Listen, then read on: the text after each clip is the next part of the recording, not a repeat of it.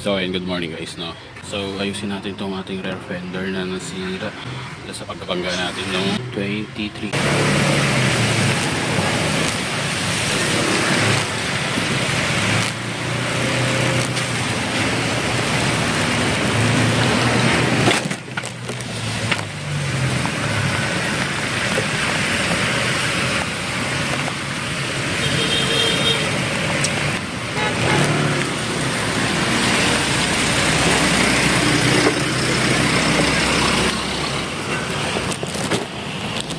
Nabigla ako. Nabigla. Ayan. Sabi tayo dun. Pasensya na po. Hindi ko talaga sinadya. Nalo ko. Nabigla ako. Sabi po tayo sa may anong gawin na.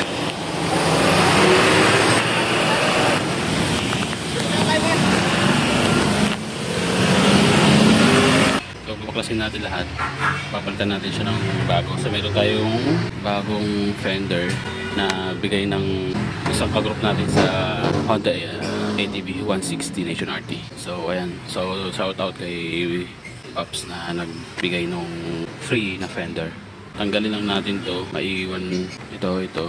I-check natin yung bakal sa loob. Medyo bibinatin natin siya kasi medyo malapit. Kailangan ilayo pa natin ng konti. Kailangan nakaganyan siya. So ayan, tabaklasin ko muna.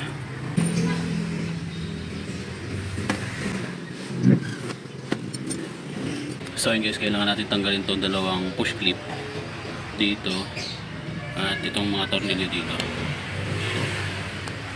Yan, tsaka natin siya makaangat kasi nabali yung tornilyo dito. Yan, may tornilyo yan dito na nabali yan.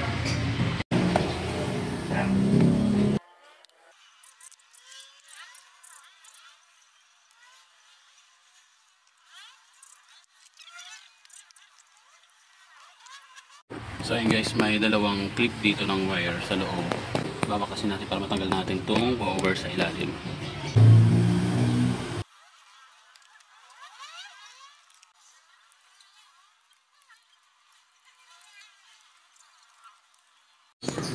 So ayan mga master, no, hugutin lang natin yung signal light. Ito yung wirings. So hugutin lang natin para matanggal na natin yung pinaka fender. So ayan, natanggal na natin. So ayun mga master, no, ito yung tumama doon sa kotse. So 4x4 ito yung nagligtas sa atin. Sobrang tibay pala na ito. So bala ko siyang pinturahan. Kaya pinturahan pa na natin siya hanggang dito para hindi kalawangin. So ito na. So ayun mga master, no, gagamitan ko siya ng vice grip. Tsaka natin hihilahin pataas para sumentro kasi medyo baloktot pa eh. So hilahin lang natin siya pataas.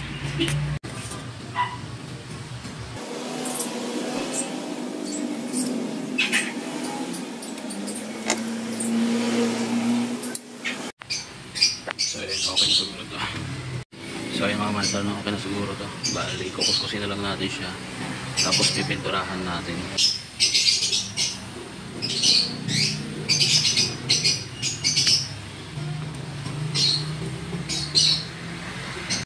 So ayun mga master, punasan lang natin. So bali, pipinturahan lang natin yung nasa bandang baba. Eto, pipinturahan lang natin siya ng primer. Tsaka lilihain muna natin para maganda yung pagkakapit ng pintura.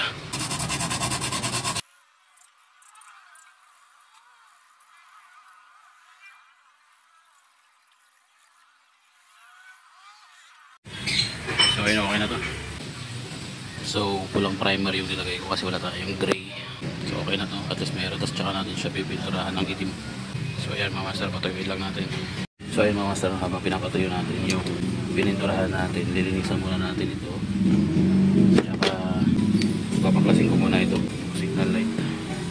So ito mga master, yung ating registered plate light is natanggal yung takip. So gagawa na lang siguro ako ng improvise kasi medyo mahal to eh. Lilinisan ko na lang din para hindi magbasa. Gulasan lang natin to. Tapos gagawa ko ng takip. Madali lang naman yan, gawa ng takip. Tapos tanggalin natin yung so ayan, natatanggal na natin yung ilaw ng ating plaka.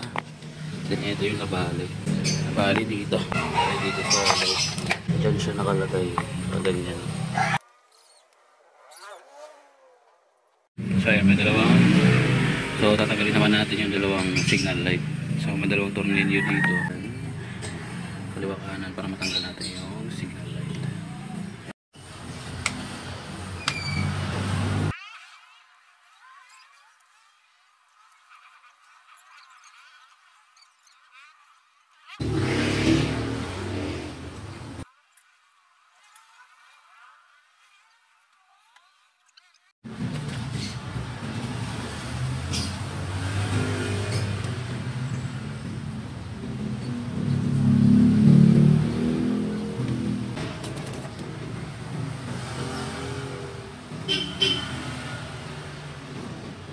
So ayun guys, gumawa tayo ng improvise na takip na ito para natin kasi nawala yung takip niya.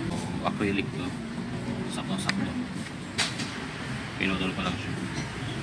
Then didikita na lang natin yan ng pandikit, stick glue or mighty band. So ito yung pinch product niya mga master. So ito yung pinch product niya mga master. So ayun mga master, gumagana na yung kilo natin. Ay may takip na, gumagana naman siya pero yung takip mo na. So ito yung ginawa ko. Ayan. So okay na guys. I-type na siya ulit. So babalik na natin. Bali pipinturahan ko pa ng itim ito. Pinturahan ko muna ng itim, then tsaka natin kabalik yung fender. Tara.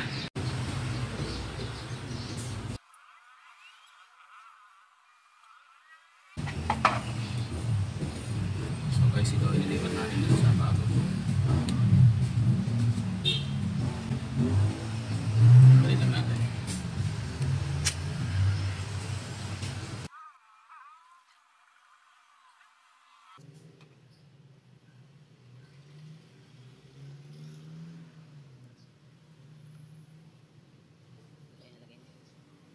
So ilagay na rin natin itong tape, dalikan natin. So ito pwede lang natin sa iyo. Ito pwede natin sa iyo. Okay.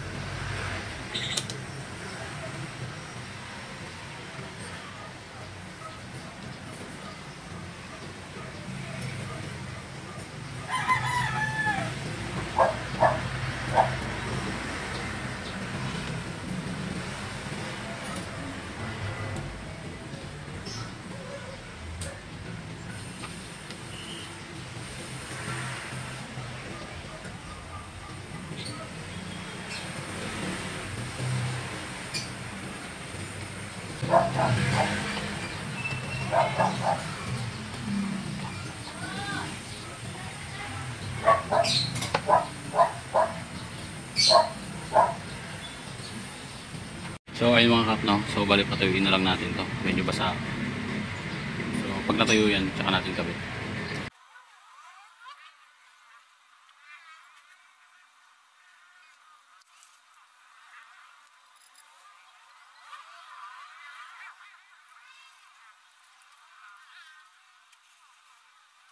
So ayun guys, may tatlong tornilyo dito. So yun muna yung una kong kilabit para ma-fit natin yung then dito yung lagayan ng ano niya, reflector. So higpitan ko muna to. So ayun guys, no, ibalik lang natin itong dalawang tornilyo dito sa gilid, tapos para mahigpitan siya ng maganda, para mag-connect yung cover ng light ng plaka at saka itong fender natin.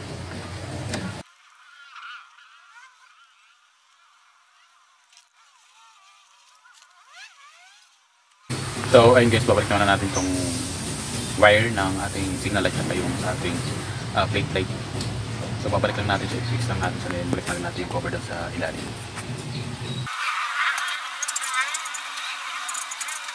So ayun mga master, nakabitan natin yung tornilyo na tatlo, isa dito, yan, pati yung tornilyo dito sa ilalim, nakabitan natin.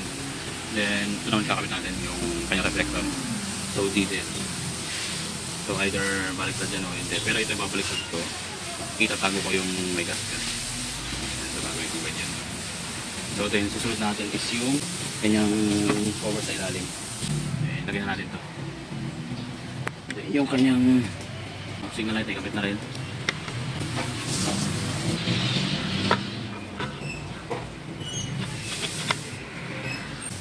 Then may tornilyo siya. Tornilyo sa likod. So ayun mga master, no? So i-click muna natin kung dalawa. Meron yung dalawa. Click natin to.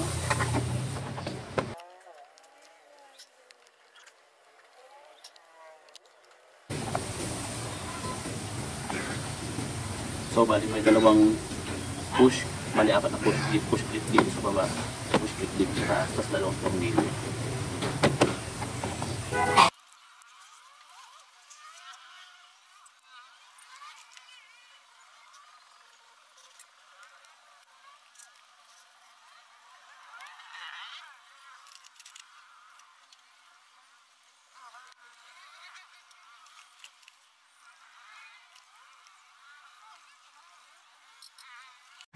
So ay mga naikabit na natin.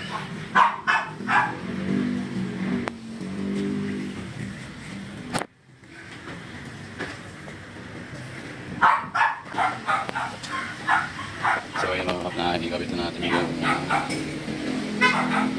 lumang fender na bigay sa atin ng kagroup natin. So shoutout kay Cap na nagpamigay ng libreng fender. Itong light cover ng plate, tsaka itong pinaka rear fender natin is nasira kasi gawa ng nabangga tayo. Then thank you kay Cap. So shoutout sa iyo. So yun lang mga master, no? Hanggang dito ko na lang tatapusin yung ating video. So ano nyo pa yung mga susunod na video natin mga master, no? Hanggang dito na lang mga master, ride safe and tara.